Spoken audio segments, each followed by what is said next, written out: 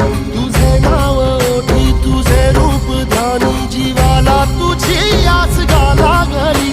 जरी बाप सा